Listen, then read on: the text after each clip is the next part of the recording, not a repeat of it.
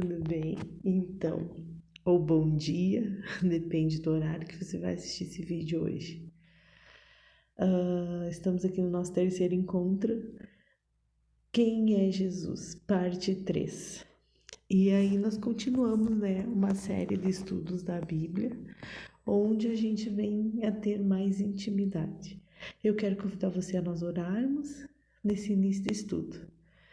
Que você feche seus olhos e ore comigo. Pai, em nome de Jesus, nós te agradecemos pela oportunidade, Senhor, de estarmos aqui, de podermos ouvir a Tua Palavra, de entender a Tua Palavra, Senhor. Rasga o véu do entendimento, que a Tua Palavra caia como bálsamo sobre as nossas vidas, trazendo uma transformação, Senhor. Nós consagramos esse tempo a Ti, em nome de Jesus. Amém. Amém? Então, nós vimos quem era Jesus, nós conhecemos a Jesus e hoje a gente vai descobrir como ser salvos com Jesus. E é um estudo bem interessante, porque é um estudo que a gente retrata a nossa caminhada aqui. Eu sei que desde que a gente começou, você já não é mais o mesmo.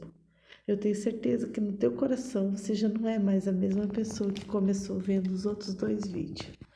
E hoje Deus vai mexer um pouco mais ainda com a gente, porque nós estamos aqui com o coração disposto. E é isso que Jesus quer de nós. Jesus, ele é o Filho de Deus, o Salvador do mundo, e ele morreu pelos nossos pecados. Foi sepultado e ressuscitou ao terceiro dia. E isso quem diz não sou eu, é a Bíblia. Lá em 1 Coríntios 15, do 2 ao 4, diz assim: por meio deste evangelho vocês são salvos, desde que se apeguem firmemente à palavra que lhes preguei. Caso contrário, vocês têm crido em vão. Pois o que primeiramente lhes transmiti foi o que recebi, que Cristo morreu pelos nossos pecados, segundo as Escrituras. Foi sepultado e ressuscitou ao terceiro dia, segundo as Escrituras. Então, antes de expirar na cruz, ele disse: está consumado. Ele cumpriu. Ele cumpriu perfeita e totalmente a missão dele. E Deus providenciou, através do seu Filho, todos os recursos necessários para a gente se reaproximar dele. E isso a gente chama de salvação. O que a gente vai estudar nesse vídeo é como esse presente que Deus nos deu pode ser uma realidade transformadora na nossa vida. Como pode mudar a nossa vida a salvação. Então disse Jesus: eu sou o caminho, a verdade e a vida. Essas palavras ele disse para nós. A primeira atitude que a gente tem que tomar para que os nossos pecados sejam apagados é se arrepender. Lá em Atos 3,19 diz assim: arrependam-se, pois, e voltem-se para Deus, para que os seus pecados sejam cancelados. Ou seja, o primeiro passo é nos arrepender, porque Deus conhece nosso coração. Ele sabe tudo que erramos, somos fruto do pecado, como vimos antes, sobre o que era pecado. Então Deus agora está nos chamando ao arrependimento. E o arrependimento é a gente pecar, se arrepender e não cometer mais a mesma coisa. É limpar o nosso coração disso. Lá em 1 João 1,9 diz assim: se confessarmos os nossos pecados, Ele é fiel e justo para perdoar os nossos pecados e nos purificar de toda a injustiça. Então, isso quer dizer que Deus fez uma promessa para nós. Aqueles que arrependidos confessam os seus pecados têm o perdão e a purificação de Deus. E você sabe qual é a reação no céu quando alguém se arrepende e confessa os seus pecados? Mas eu vou te dizer. Lá em Lucas 15:7 diz assim: Eu lhes digo que da mesma forma haverá mais alegria no céu por um pecador que se arrepende do que por 99 justos que não precisam se arrepender. Ou seja, cada vez que um pecador se arrepende, a festa no céu, a alegria toma conta, porque eis que essa pessoa decidiu ter uma vida transformada. Eis que essa pessoa decidiu que Jesus pode entrar. E lá no Salmo 34:18, diz assim: O Senhor está perto dos que têm o coração quebrantado e salva os de espírito abatido, ou de espírito manso, contrito. Isso quer dizer o quê? Isso quer dizer que Deus, Ele está perto de quem tem um coração humilde. Ou seja, Ele está perto de mim e de você.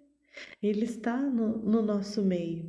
Quando estamos com o coração quebrantado, quando estamos humildes de coração, quando conseguimos tirar a arrogância, tirar o orgulho, quando a gente tira todos esses sentimentos que não agradam a Deus.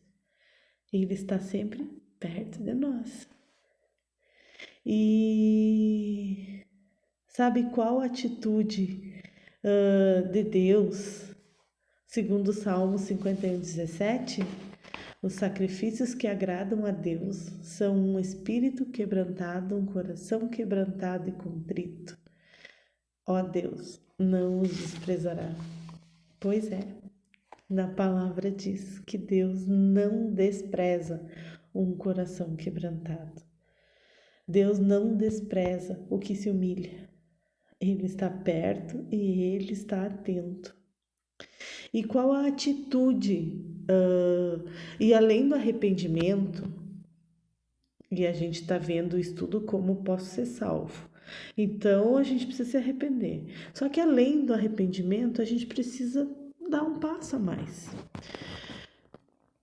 O apóstolo Paulo, que eu recomendo uma leitura sobre a vida do apóstolo Paulo. Vocês podem ler Atos dos Apóstolos na Bíblia e vocês vão ver a conversão de Paulo. Eu gostaria muito que vocês estudassem a conversão de Paulo para que a gente pudesse debater e trazer para a nossa realidade a vida de Paulo. E segundo o apóstolo Paulo, em Atos 16:31, quando o carcereiro perguntou: O que devo fazer para ser salvo? O apóstolo Paulo estava preso e o carcereiro, vendo a fé, vendo tudo o que se manifestou, perguntou para ele: O que posso fazer para ser salvo? Sabe o que ele respondeu? Vou ler para vocês. E eles responderam: Creia no Senhor Jesus e serão salvos você e os da sua casa. Porque a salvação, ela entra em nós, ela é individual, mas através do nosso arrependimento, da nossa busca, da nossa transformação, a nossa casa vai ser salva, porque a nossa casa vai conhecer Jesus. A nossa casa vai estar amparada pelo amor de Jesus, que é transbordado na nossa vida para a gente derramar nos nossos. E crer em Jesus é bem mais que acreditar nas histórias dele. Crer em Jesus é confiar. É a ponto da gente se dispor a seguir Ele por uma vida toda, gente. E eu sou a prova viva disso. É a gente entregar totalmente a nossa vida nas mãos dele. Essa foi a minha decisão. Essa é uma decisão individual. E eu quero perguntar para você que está aí me assistindo. Você quer fazer isso? Você quer entregar a tua vida na mão de Jesus? Ele é muito educado e ele é muito amoroso. Então ele não invade, ele não arromba, ele bate a porta e cabe a nós abrir a porta. Então eu te pergunto, você quer entregar a tua vida para Jesus? Lá em Romanos 10, no versículo 9 e 10, diz assim: se você confessar com a sua boca que Jesus é o Senhor e crer em seu coração que Deus o ressuscitou dentre os mortos, será salvo. Pois com o coração se crê para a justiça e com a boca se confessa para a salvação. Isso é muito forte, porque a gente vai ser salvo quando a gente confessar a respeito da salvação. Porque com a boca a gente vai confessar: eu creio em Jesus, meu Senhor, meu Salvador. Em Mateus 10:31, nós temos mais uma promessa de Jesus. Uma promessa diante da nossa confissão aos homens, agora que a gente é um discípulo dele. Sabe o que ele diz? Diz assim: quem, pois, me confessar diante dos homens, eu também o confessarei diante de meu Pai que estás no céu. Você já entendeu a honra disso? E eu vou tentar traduzir de uma maneira mais simples, que é quando você resbalar, Jesus vai até o Pai e vai dizer: Pai, perdoa. Perdoa, porque eu estou no coração dele e ele errou e ele merece a sua misericórdia. Jesus é o nosso advogado. Mateus 6:24, Jesus fala algo muito importante.